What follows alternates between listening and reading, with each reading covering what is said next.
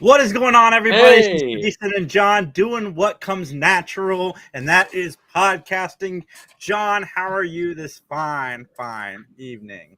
I'm doing all right. I can't complain. As I told you off air, I'm leaving tomorrow morning bright and early to go on a little Christmas vacation and go see mom and stepdad. Which I was lamenting that I'm like early leaving, like 6 a.m. flight leaving early, and I'm kind of regretting like that decision. But it was the only cheap flight. Like if I had booked any other time, you were adding like $75 to $100 more on the flight, and I'm like, man, I'll suck it up because I mean I'll be honest, I paid $350 for this flight, which I thought was not a great deal, but not a bad deal, And I was like, I don't want to pay 400 or 500 and go leave at like 9:30 in the morning or something like that. So it is what it is, but I don't know. I'm just Well, kind of Justin and I are going to Florida in a month, and we have not booked our flights yet. Even though they went down, they were at like two something, but now last I checked, they were only at 130 for a round trip to Orlando. So wow. yeah, we need to get that booked soon. Yeah, like as soon as we're done this podcast, you should be booking that. I gotta wait. I gotta wait till Friday at least because Christmas, man. Single parent Christmas. It's not the single parent part. It's just that I live alone, so you know how it is, and Yeah. Justin knows how it is. Bills are all your responsibility, and then on top of it, you've children that you have to buy Christmas presents. Dude, it's been a tight month. I'm not bitching. It is what it is. It's fine, but yeah, that's why I haven't booked my flight yet. All I did right. book the hotel. Well, okay, there you go. All There's right. that. We're in a Okay. different city. I booked it John Orlando style, You're in Ybor City, aren't you? but Florida. it's within like 15, 20 minutes. It's not like an hour away like the time you booked us for Monroe. But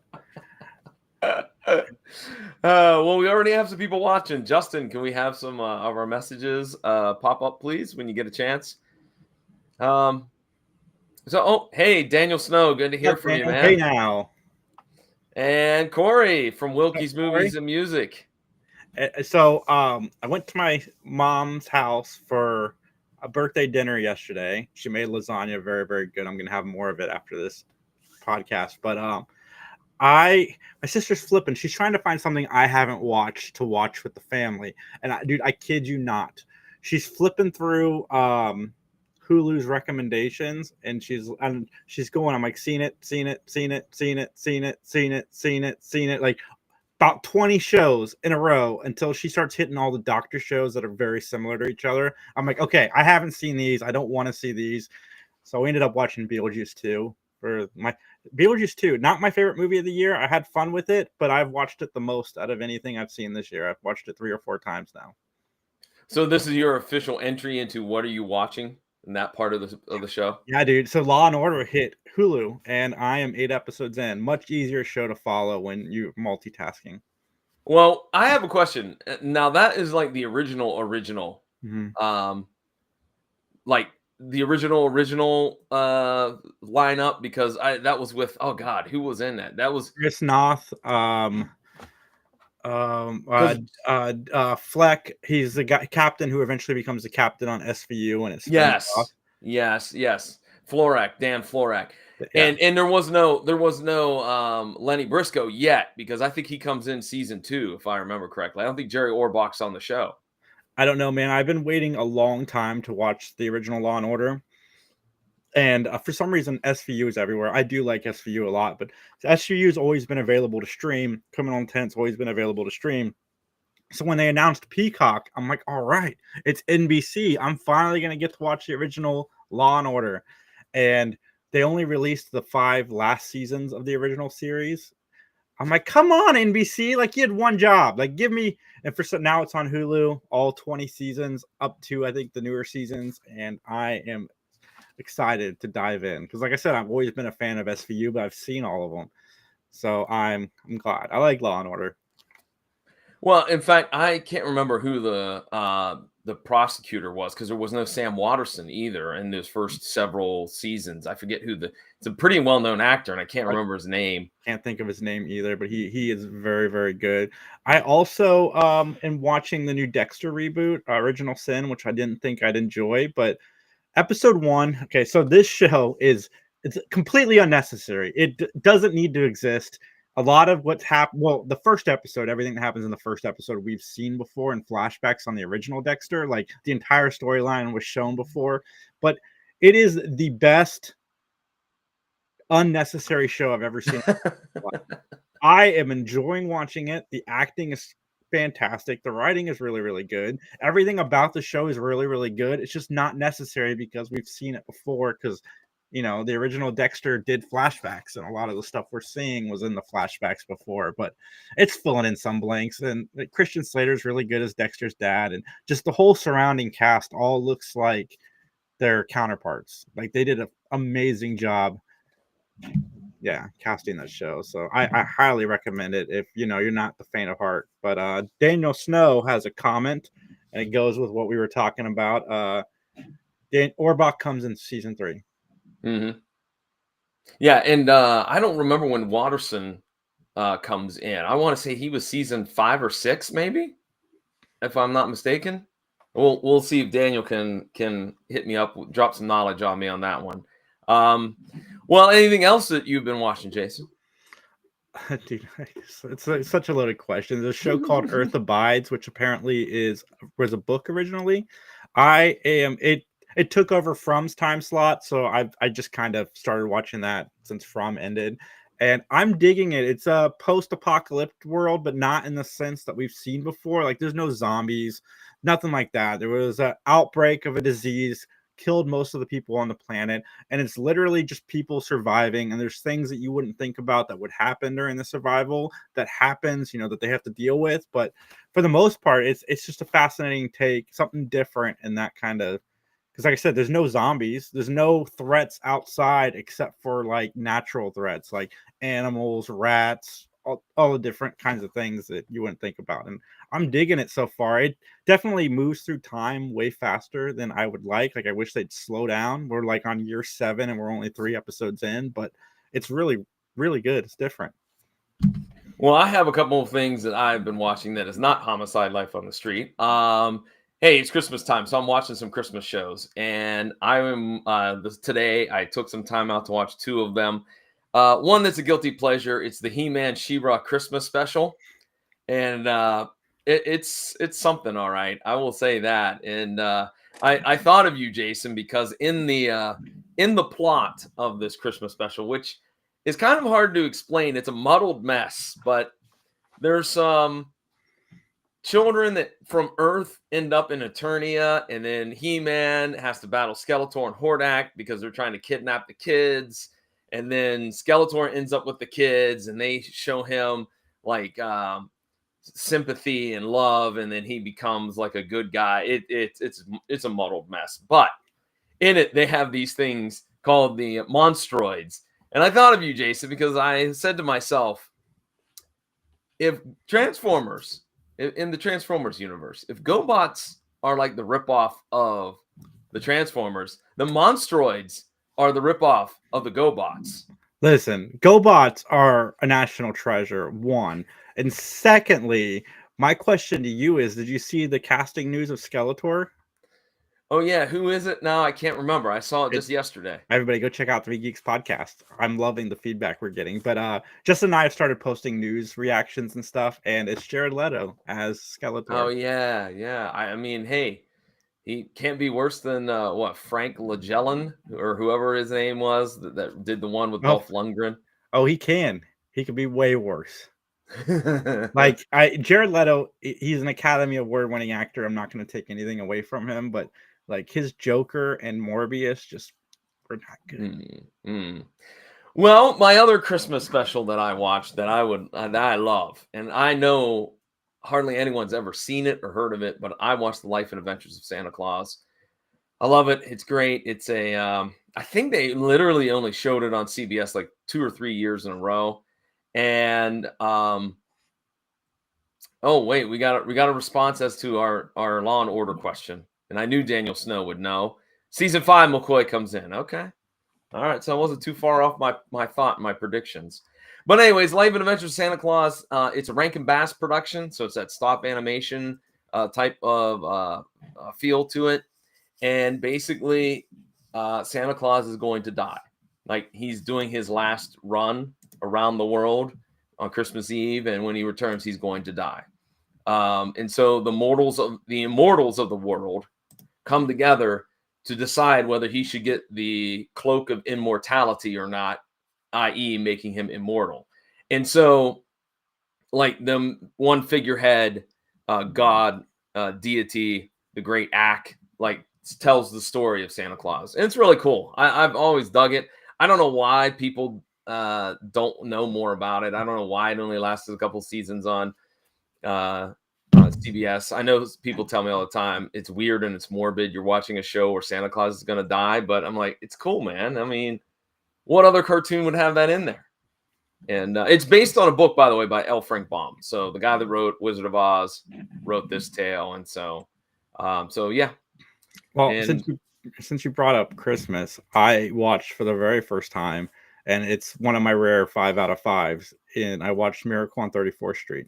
oh, okay, good. I know you mentioned that last time that we did the show, and you're making it festive tonight. That's Justin. Oh, That is the genius of Justin, my favorite producer, my only producer. Well, and the last thing that I have to share what I'm watching is there was a movie that came out with Ralph Fiennes and John Lithgow, who I'm a big fan of, called Conclave. It was basically about a fictional pope that dies, and the conclave has to pick a new pope. It's predictable. I knew halfway through the movie who was going to win and who was going to be the next pope. And then the ending is really bizarre and somewhat laughable. Like I don't know. They try to cram a social message in there. Yeah. Hot take Orlando, because that's on a lot of people's number ones for the year. And Justin says, I imagine that it would be a priest. So, anyway, so there you go. That's what I've been watching. Yeah, I mean, look, Conclave is fine. It's just my biggest problem was it was predictable, and the ending is very, very weird. Like I just didn't expect it. So, oh, I watched based on your recommendation. I completely forgot. I watched it today. I knew nothing about it except for the little bit that you told me. I watched The Fall Guy with. Oh my god, it was fun, wasn't it, dude? I'm trying to get everything that I missed in 2024 done, like in the next week and a half. And wow, I'm glad I went into it mostly blind, because that was a fun ride, and I am in love with Emily Blunt. Emily Blunt, thank you. Oh my god, I'm in love. Sorry, Krasinski. All right, I think we have a comment from Liz coming up here. Original. Ooh. Remake. I am going to watch the remake as well, but I watched the original. Okay. Well, since we got that out of the way, shall we go ahead and start this episode and get into this very interesting tale that we have to tell tonight with Matlock? What do you say? I mean, just doing what comes natural, John. All right, with that, ladies and gentlemen, let's get into our opening statements. The name of the episode is The Marriage Counselor. The original air date is November 8th, 1991. And Jason, I think you were a little bit confused last time that we did the show, because you said you were thinking it's a Christmas special coming up. It's because the music that they chose for this episode was the beginning music. It reminded me a little bit of like a Christmassy theme. It's not. Well, I thought you were confused because our very first guest star is the returning Bryan Cranston. And Bryan Cranston was in, I think it was episode 11, season 2, The Gift. And that was a holiday one where they had the episode where everybody was dressed as Santa Claus, and then the wife ends up dead, and et cetera, et cetera. And with him returning, I thought maybe you got them confused. But Bryan Cranston does return as Dr. Harding Fletcher. Folks, don't have to read his IMDb. I mean, we know No, him. but I will say that Bryan Cranston is returning to Malcolm in the Middle as the dad for a 4-episode revival, everybody. Ooh, what streamer is that on? Disney Plus. Okay. All right. I love Bryan Cranston. Oh my god, he's such a good actor. He is. He is very good. And yeah, we're gonna skip it. You know what he's done. Breaking Bad, Better Call Saul, blah blah blah blah blah. We're Watch moving Your on. Honor if you haven't yet, folks. Your That Honor was is a Showtime show. Very good. It's on Netflix now too, I think. That was on the list. All right. Well, let's move on to Kim Johnston Ulrich. She will be playing the role of Laura Corning. Now, she is best known for playing Ivy Winthrop in the soap opera called Passions, which was on NBC. And if I remember correctly, I think Passions was the one that had the supernatural twist to it, where there were witches and a talking puppet and all kinds of weird stuff that made it a very unusual show. The only thing I know about Passions is my mom and sister watched it, and Spike from Buffy the Vampire Slayer was obsessed with it. Oh, yeah. Yes. Yeah, they had him tied up in the bathroom, and he was complaining to Giles that he was missing Passions. Well, she was also played the role of Dr. Eleanor Vizyak on Supernatural. Shelley Stewart in a movie called Rumpelstiltskin, which looked like a horror flick. So are you familiar with this? You're the horror expert here. I am not familiar with this at all. Okay. She was also played the role of Connie on Law and Order True Crime. How about that one? Have you watched all those episodes? I have. There was only one season. It was about the Menendez brothers. That's why I haven't watched the new Menendez brothers show, because I've already seen a Menendez brothers show. And the last couple of notes on Miss Ulrich. She also played Dorothy Strudrick on Third Rock from the Sun. Maybe, just maybe, Daniel can help us out with this one. Bootsy Ewing on Dallas. And ladies and gentlemen, we have a hat trick. Yeah. Woo! Yeah! Right. Yeah. I mean, bonus credit because she was in 2 Perry Mason mystery movies. And Murder, She Wrote. And to put the icing on the cake, she also played the role of Sandy Farrell on season 2, episode 21, called The Magician. And I think we all remember that one. She was like the assistant to the one magician. So we have ourselves a comment again from Daniel. Whatever happened to that Cranston guy? Last I heard, he was selling meth. Daniel Snow. Yeah. All right. Our last guest star. There's a gentleman by the name of Ron Fassler. He will be playing the role of Alan Corning. You may know him as Mario in Charlie Wilson's War. Petzoid in Child's Play 3. Ted Koppel in Watchmen. Senator Robson in Flags of Our Fathers. A journalist in Trumbo. And then he is in a ton of Alienation stuff, because I didn't realize there were so many TV movies, and then there was the series.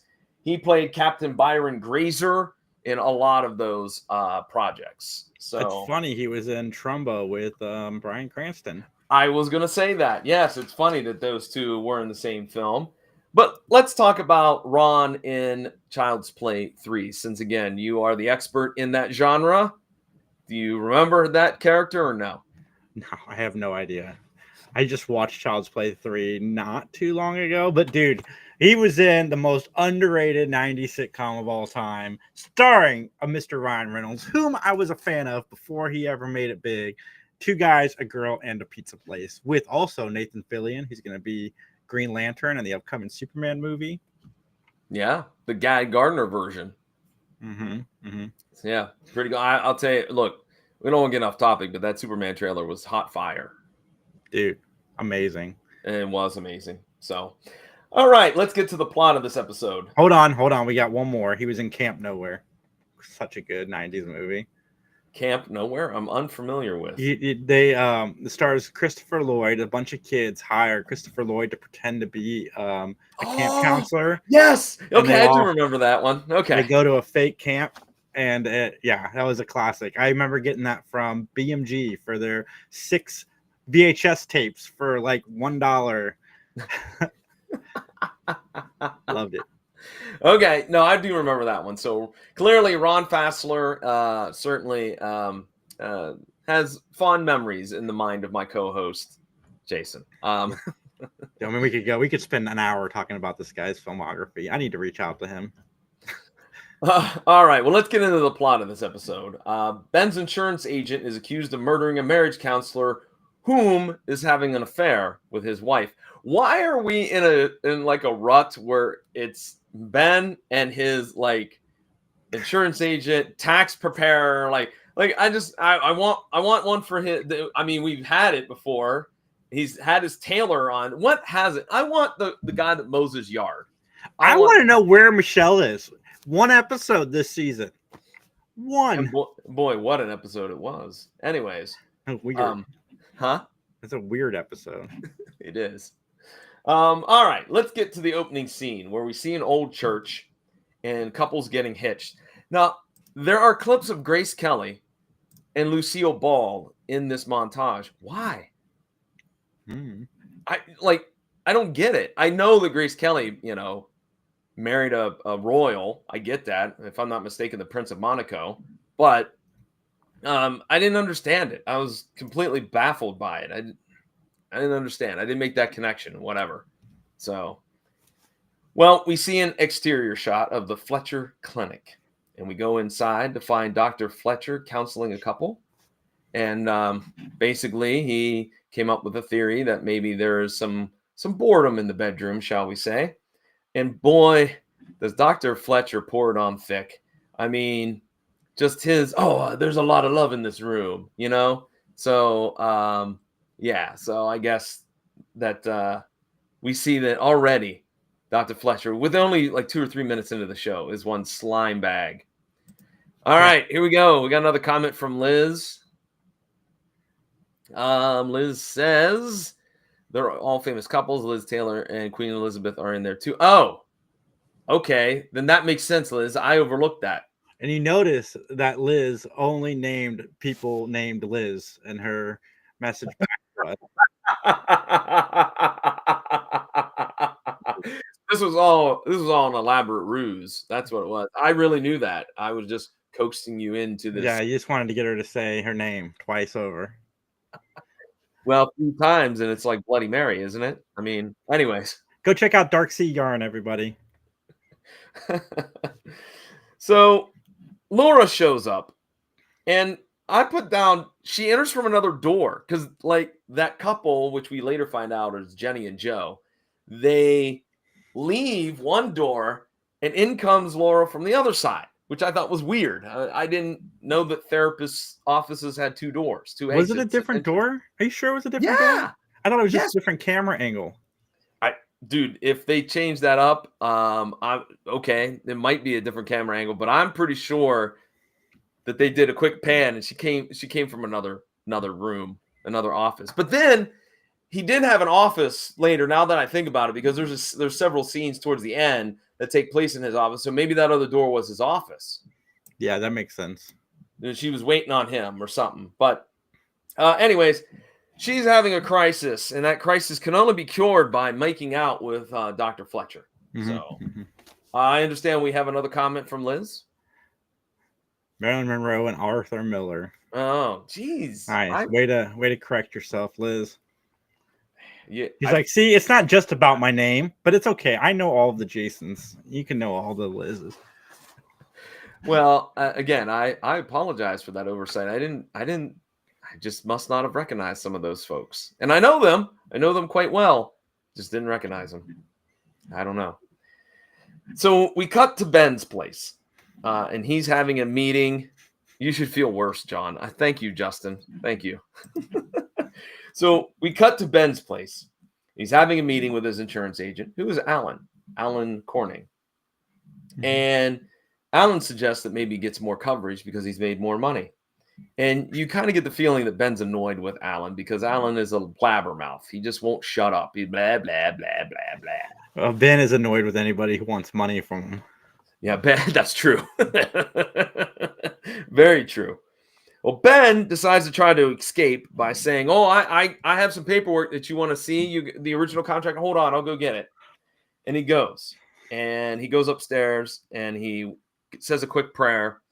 And unfortunately, Alan follows him up there. And I did notice one thing, and I did at the time thought it was something important, but apparently it's just a throwaway incident. But on Ben's right hand, on Andy's right hand, because this is, I think, more a real thing than in the script, he had a bandage on the back of his hand, which I noticed. And I was like, I wonder if that's going to play in. And apparently it didn't. So it must have just been some regular, real life injury of some sort, I guess.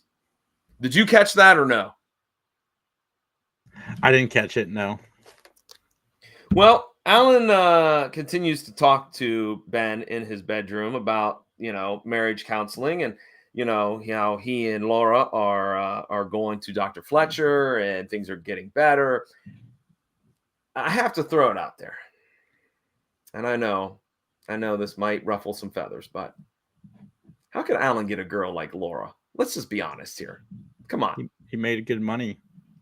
It's got to be it. It's got to be it. It's got to be he's making mad money because John, that's offensive. I watched the movie Hitch. Any guy can get any girl as long as he's got the right scenario. You invoked the name of Hitch. I mean, that was the lesson of that movie, right? I guess. I can't. Opportunity, mild stalking. Anyways, I'm also laughing at producer Justin saying, "Is that all you took away from that movie?" Well, anyways, I'm just saying, I was stunned by that. But so then we cut to another scene where Dr. Fletcher and Laura are in bed post coitus, and all of a sudden, Alan comes home. What comes natural? It comes. That line was just ridiculous. We're not there yet. I know, but anyways, Alan's home. And so Dr. Fletcher has to scamper and go out the back door. Laura throws on a towel like she was going to take a shower. There's a very awkward exchange between the Cornings. But Alan enters the bedroom and the bed is in shambles. And he finds Dr. Fletcher's, I don't know what it was. Was it like a pipe wallet or something? Like, I thought it was a wallet. I wrote it down as a wallet, but supposedly had something to do with smoking, I think. Yeah, so I'm thinking it's got to be some type of carrying case for like a pipe, Maybe. Not a crack pipe.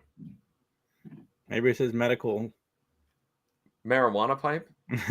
Just kidding. Anyways, well, Alan finds it. Well, maybe a crack pipe. Thank you, Justin. Anyways, so he confronts Laura. All right.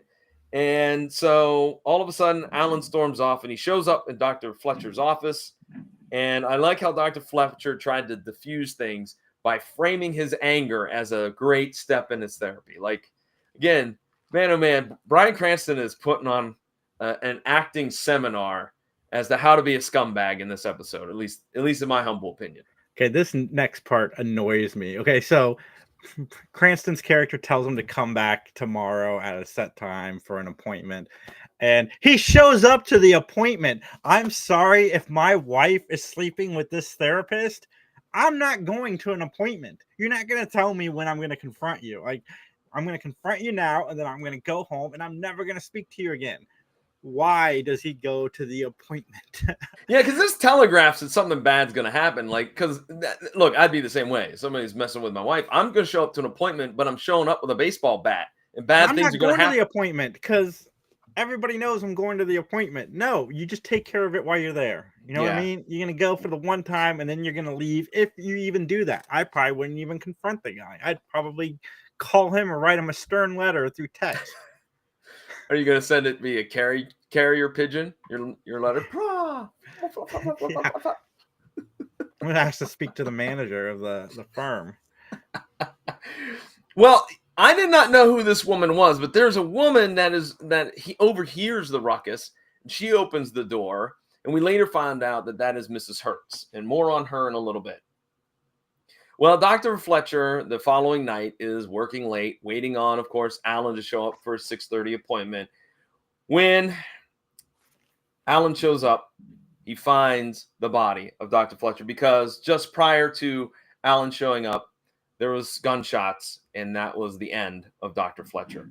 And so as Alan freaks out, he runs down the hall, he bumps into the security guard, he runs over, he gets in the elevator, and he gets away, or at least you think he gets away, because our next scene takes place at police headquarters. Why do you go, Alan? Why do you go to an appointment? Oh my God! Like, was he gonna go and sit on the couch while the doctor therapized him? Like, I don't understand. Yeah, because the doctor won't have to take notes in the notepad because he knows what's going on. I am sleeping with your wife. I mean, come on. This guy is not that bright. Like, how did he solve that she was cheating on him by walking in the bedroom? But he goes, All right, so Ben and Alan are chatting about the situation, and the previous client, that was Dr. Fletcher's. They have an alibi, a lock solid alibi. Alan had kind of spoke out of turn and explained everything to the cops when they stopped him, because he didn't know any better. Which I'm like, how do you not know that you should shut up and not say anything and get an attorney? But nonetheless, he essentially confessed to everything. And Ben wants to know, well, why would you run? Just why would you run away? And he was like, I don't know. I just got scared. And Alan babbles some more, which that could be the subtitle to this episode. The marriage counselor, Alan babbles some more. Ben reluctantly agrees to take the case, but he tells Alan that he better keep selling insurance because he's going to need to get a car full of insurance clients. We then cut to the Cornings' home. Laura is there, along with Ben and Alan. Now, the Cornings argued. Ben breaks it up. We get a small dose of angry Ben. And then Ben interviews Laura. She denies the affair. She's like, I'm not having an affair. All right. She really is like, I want to help Alan. I want to support him. I promise I will support him, blah, blah, blah. You talk about somebody else laying it on thick. Laura certainly is doing that. Then we cut to another scene back at the clinic where we find out from Bob Brooks that the whole office building is soundproof, so no one heard the shots. Bob Brooks says that there are no records for any of the patients either, that there doesn't seem to be any notes, nothing whatsoever. So Ben goes over to another office in which he walks in on some therapy where everyone's hugging each other. Weird therapy place. I mean, Okay. I've never been to therapy personally, but I don't think that there's hitting with like bats and like everybody's hugging each other. But maybe, I mean, that sounds like cult stuff, but maybe I just don't know. Well, I'm just going to say this, and I'm going to spoil a little bit of my rating at the end.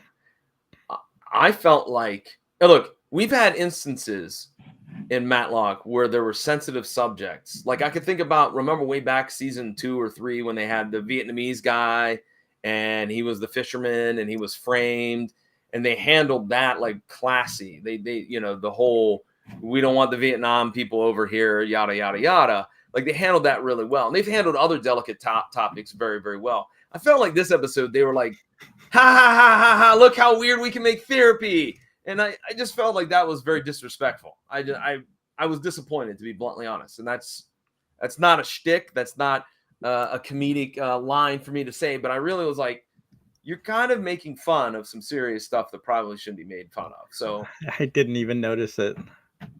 I mean, hugging everybody, including Ben, who doesn't want any.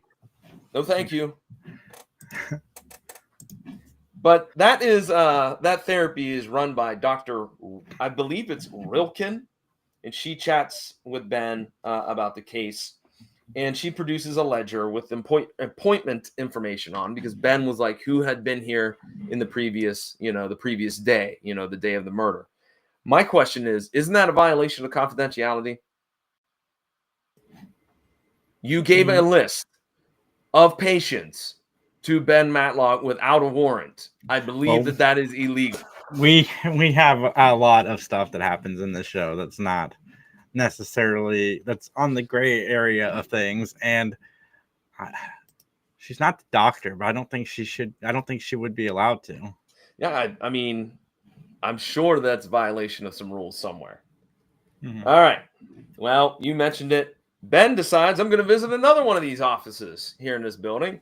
And this time, he walks into another office where people are hitting things with Nerf bats. Giant, like, punching bags, the old school ones that would sit down on the ground that maybe had Superman on it when you were a kid or Batman, and you would blow it up and then punch it. Honestly, John, we don't know what therapy was like in the 90s. This might very well be that, because mental illness wasn't something that was taken super seriously until recently. Okay. All right. I don't know. It's possible. I'm just saying it's very possible. Like, these things make some like weird sense to me. Like, they could be a part of a therapy thing, hugging it out and just beating the crap out of this dummy instead of a real person. I mean, okay. Well, 24 eyes. It's like, it's 2004 eyes. Just shaving 20 years, man. That's fine. That's when I was born. It's 2004. Get out of town. You were not born in 2004. 21, guys. I don't look like the specimen of youth, John. Justin wants to say something. He's just saying my name. I did turn 29 for the 14th time 2 days ago. You're killing me. I'm killing Justin. I don't want to kill Justin because then we wouldn't have a great producer. Anyways. All right, so wait, there's one more thing that we have to talk about here before we're done with therapy. Ben interviews Jenny while she's hitting things with the Nerf bat. And then Ben, in the hallway, hears screaming. And so he runs like any good hero would do, runs towards the screaming. He opens the door to another office, and there's a woman that we find out later it's Mrs. Hertz. She's screaming. And Ben like, what's wrong? And she's screaming, what's wrong? She's screaming. And she explains this is her therapy, scream therapy, that her and her husband are getting a divorce, and this is making her feel better. Scream therapy is real. That is real. I know that that's real. How do you know that that's real? Because it is. You said you've never been to therapy. No, but I know that one is real. That's the one therapy I know is real. They do that. Hey, by the way, just I'm going to throw this out here. Why is none of these doors locked to these offices that Ben just barges in? I mean, there's no secretary going, sir, you can't go in there, except for one instance. And that was when Alan ran in on Dr. Fletcher. But anyways, all right, so we cut to a scene. It's trauma-based therapy. It's called primal therapy, the screaming. Continue. I fact-checked it. It's real. It's real, folks. See, now you're making light of therapy, John. No, I'm not. I'm just laughing at how off the rails this episode's gotten already. I don't mean the Matlock. I mean our show. I knew. After watching this episode twice, this is going to be fun. So we go to Dr. Fletcher's house, and Conrad is there. He pulled up his Mustang. He's on the phone, which means that's $8.75 a minute on the car phone, most definitely. And he goes to the front door, and the front door is open a little bit. And so Conrad walks in and then quickly runs out and hides behind the shrubs because Laura's there. And Laura is got a couple of things in her hands, including a jacket, which is going to be a key point of evidence. And so then Laura goes to an apartment where Mrs. Hertz lives. I can't remember what her name was. Hertz is her last name. Cassandra, maybe? I don't remember. I'll just call her Hertz. Laura goes to Hertz's apartment, and Laura gives jewelry to her. And so then Ben will later on confront Laura and ask about why did you remove evidence from Dr. Fletcher's house? Like, that's a crime scene. I loved that finally Laura admits that they were having an affair. And this quote from Ben is the best quote of the episode, I think. She says something about, oh, we were just professional, blah, blah, blah, blah. I don't know why we found each other or something like that. And Ben goes, oh, yeah, you were hot for each other. I thought that was very, very classy, Ben. Good way to just live rounds, I guess you could say. Alan doesn't know Hertz. That's an important part of the show. Laura begs Ben not to tell Alan about the affair. And Ben, is like, I'll do the best that I can. And I don't understand, like, at this point, I guess this is not unnatural. This happens all the time in divorces, but like, why not just admit you were having the affair? Like, why did you wait all this time and admit it to Ben, and then doesn't want Alan to know? Like, shouldn't Alan know? I guess. You're shaking your head. Yes. Yeah, I'm agreeing with you. I was narrating for when this is the audio version. Anyways, Ben interviews Hertz about her semi-empty apartment. Like at this scene, I'm like, why is there hardly any furniture? I thought it was like some type of like, I really did. Like it was some type of like, like villains hangout. You know what I mean? She's a like minimalist. Minimalist, I guess. A minimalist that likes a lot of money because she's wearing a $10,000 bracelet. And Ben proposes that Hertz left the bracelet, at Dr. Fletcher's. And I wrote down she's schnooking him too, I guess. And there's also a carpet stain on the brand new carpet right by the front door. And Ben mentions it. He's like, hey, I can have somebody clean that up for you. I do want to say that from quick Google searches, all of those therapies seem to be legit. And there's also, you can hire professional cuddlers to come over and do cuddle therapy with you too. $80 an hour, FYI. I'm not. I plead the fifth, Your Honor. I plead the fifth.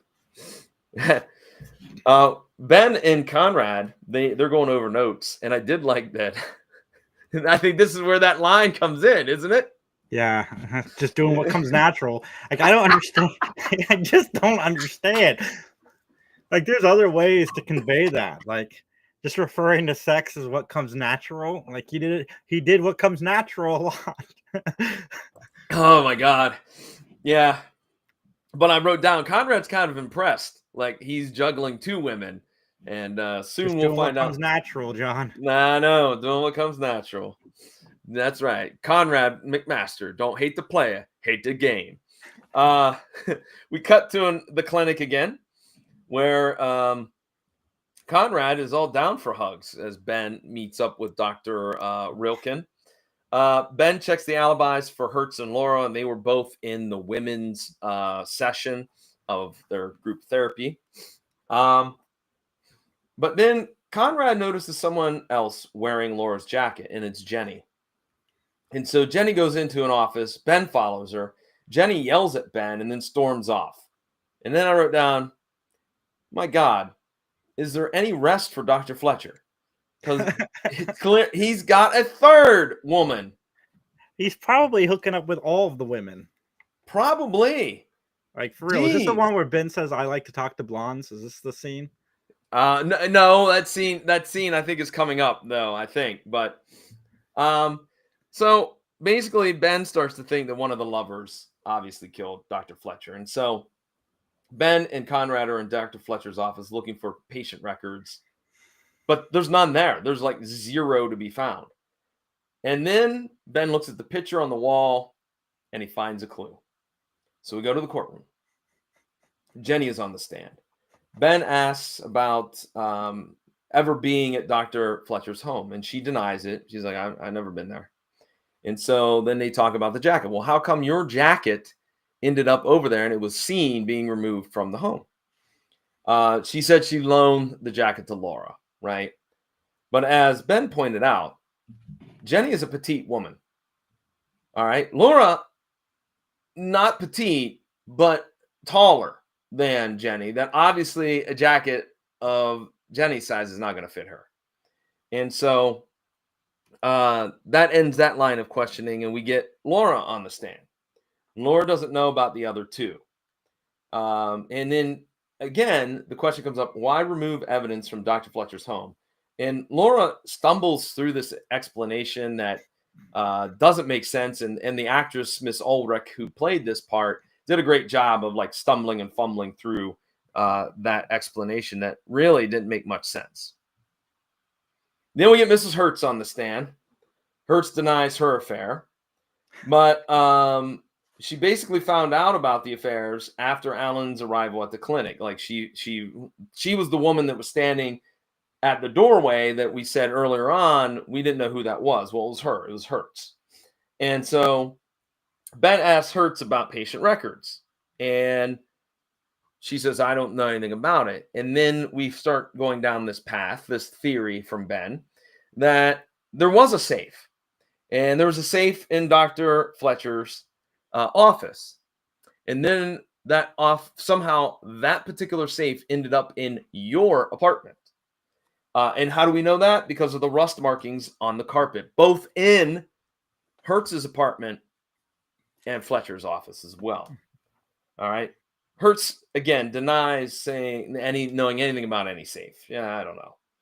And basically, Ben knows that the safe was there because it's in that picture that he was like looking at, and he's like, "Aha, it's not there. There's the rust markings. Put 2 and 2 together." And so, it's also brought up that Hertz bribed her superintendent to remove the safe and got rid of it right before Ben showed up. So that's why she had those rust marks there, because it was sitting there. The super took it out, and there you go. So Ben's theory, again, that the 3 lovers conspired, all right, because Hertz is in the midst of a divorce and could lose lots of money. So the 3 of them conspired to kill him. Hertz didn't do the questionnaire in the women's group for that night because apparently they had a long session and they had a break in the middle where people, went to the bathroom, got a cup of coffee. It's theorized that's when Hertz, that's when Laura, and that's when Jenny all cut out because they did not do the questionnaire in women's group. Now, for maybe the most controversial part of this episode. No, I can't believe that they did this. Ben asks one of the women, I don't know where she came from. I don't know, was she the stenographer? I don't know who she was, but there just happens to be a random woman in the courtroom that Ben asks to pick up the safe. Yeah, no, they all work for the court, all 3 of them. Yeah, of which she can't. So then they have to get a second woman, and still these 2 can't lift the safe. And then we get a third woman, and finally, the women can pick up the safe and set it. I forget where they set it, on a table or on a stand or something. I was like, look, this is a little misogynistic. All right. This is sexist. Because Conrad just carries it in like he's a boss. Yes. Because one guy who isn't, like, I could see if he was Hulk Hogan, right? One guy could carry that safe in. But Conrad McMasters is an average-sized man. There is no way that, I couldn't believe it. I was like, this is so sexist on like 2 different levels. Yeah, I didn't get that deep with it when I watched it, but I'm like wouldn't body size and type like play into this? Just 3 random women. Anyway, so there's no way that Hertz could have moved the safe. And so Jenny and Laura, as I mentioned too, they're wrapped up in this because their questionnaires are missing too. And then we really went to an abrupt, and I guess I like it because we've had the same, like, and the jury, what do you find? So we don't have that. We cut right to the leaving of the courtroom. And we can just assume that Alan is cleared of all charges. And again, Ben says, you got to sell lots of insurance. And Alan says, well, I'm going to go away for a while. I found a new therapist, and he thinks I should go out in the woods and be one with nature. And which, if you've ever seen Grizzly Man, you know how that could end up. Yeah. Anyways, and Alan says that he might have to take the rest of his life to pay off Ben's $100,000 fee.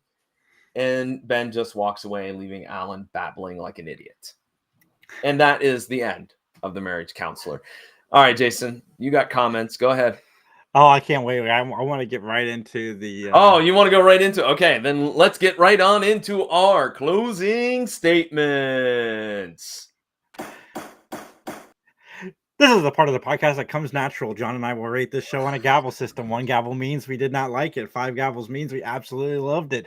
Negative 37 gavels means, again, we're going to do what comes natural, go live on a farm and just gavel the hell out of our wall. I am going to go first because I loved this episode. This episode was amazing. I had such a fun time watching it. I loved both times I watched it. I even pulled the DVD out for the second viewing in case there was more scenes in it that I missed. Yes, the safe scene at the end was my can't stop gaveling in my wall. That's right, Justin. But I'm not giving it negative 30. I'm giving it 4.5 gavels. Way better than last week's episode. And the only reason I'm dropping the gavels is because of the safe sequence. I loved this episode. It's only what comes natural. And that's why I watch Matlock. I love the cheesy episodes every once in a while. And this just warmed my last heart. week. Last week was awful. Last week was awful. It was the cheesiest episode ever. It wasn't cheesy at all. It was just boring. All right, I gave it 3 gavels. I didn't like that. At least there was a different plot, with. I thought you were going lower, to be honest. No. I mean, Bryan Cranston did a great job for the 10 minutes he was in the episode. I just put down Alan was annoying and an idiot. I didn't like that character. I didn't like that they poked fun at therapy. And I didn't really think that the sexist moving the safe scene was really very necessary. So I gave it 3 gavels. I think it was right in the middle, right down the middle. But no, I thought you were going lower. I thought it was 2 or 1. No, just judging from your whole demeanor. But obviously, nobody had as much fun as I had. Everybody in the chat, let us know what you guys thought of this episode. How many gavels do you give it? Yeah, and while you do that, let's remind folks where they can get in touch with us, Jace. Oh, we will. I'll let John go last because it's what comes natural. You guys can find me at 3 Geeks Podcast. We are doing 3 or 4 shorts a day on all social medias.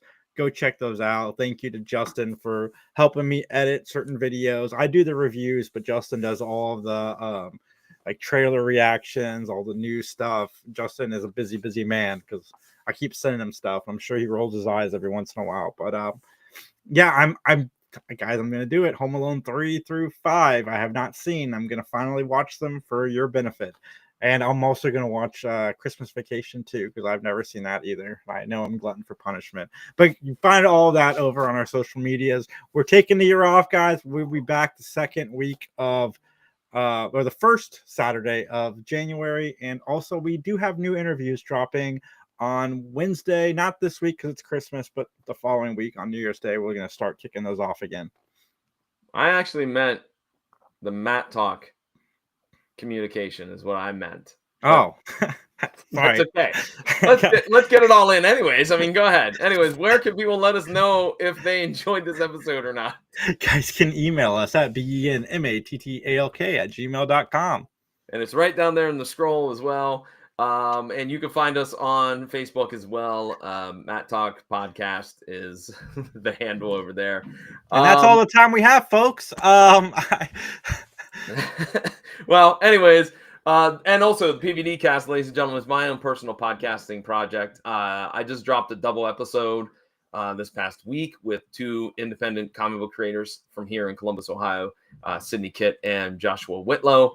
It's the year-end episode for me. That's why it's a double-sized one, because I am, as I mentioned at the beginning of this episode, taking off to the old Rhode Island to visit mom and stepdad. So there's not going to be anything until the new year, the first Thursday in January. So with that, should we get on out of here, man? Yeah, we shall, John. Man, what a fun episode. Indeed. Thank you to everyone for checking us out. We appreciate it. Whether you did so live or you're watching this on a replay, thanks a lot. And again, help out the show by spreading the word about it. If you know somebody that loves Andy Griffith or Matlock, we're the podcast for you. And so, I do want to give another shout out to @DarkSeaYarn. Guys, go follow our friend Liz. She is such a good supporter of our show, and she has some cool designs. All right, and happy holidays to everybody. We hope you have a safe one, a fun one, a productive one if need be, whatever. Just have a great holiday season. And as they say in court, nothing further.